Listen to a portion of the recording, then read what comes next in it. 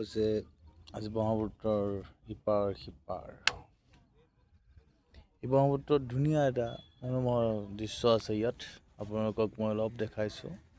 এখন জাহাজ ধুনীয়াকৈ ইয়াত আছে আৰু ইয়াত আপোনালোকে এই জাহাজৰ অনুভৱটো ল'ব পাৰে ধুনীয়াকৈ। এটা জাহাজখন আছে ধুনীয়াকৈ এনেকৈ আছে আৰু তাত আমাৰ ব্ৰহ্মপুত্ৰ নদী এইটো, আৰু এই ব্ৰহ্মপুত্ৰ নদীটোত আপুনি তাত এনজয় কাৰণে এইখন দিছে, এই ধূলা দিছে।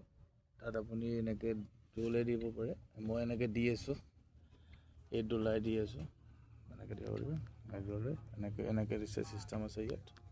অকলে ল'ব পাৰে এইটো এনজয়টো, এনেকৈ দিব পাৰে।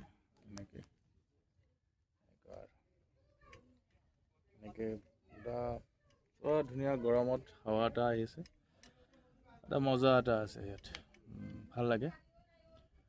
আৰু তেনেকৈ টোপনি যাব পাৰি আৰু ধুনীয়াকৈ ব্ৰহ্মপুত্ৰটো এনেকৈ অনুভৱ কৰিব পাৰি। যদি চকুটো মেলি থাকে যে আমাৰ, যদি আমি ব্ৰহ্মপুত্ৰৰ এনেকুৱা অনুভৱটো আমি ল'ব পাৰোঁ, ভাল লাগিব। অলপ দিছোঁ, আপোনালোকে আহিব, বেছি দূৰ নহয়, ধাৰাপুৰলৈ আহিলে পাব এইখনি জেগা। ধুনীয়া জেগা আৰু ভাল লাগে। নেচাৰটো চাবলৈ পাব, যে ব্ৰহ্মপুত্ৰখনত অনুভৱ কৰিব পাৰিব। বুঢ়ালহিতটো আজিও থাকে, কাইলৈও থাকিব, যিমান দিনলৈ থাকে তেতিয়ালৈকে আমি জীৱন থাকিম আৰু জীয়াই থাকিম। আৰু এনেকৈ সকলোবোৰ অতি বাঢ়ি যাই থাকিব।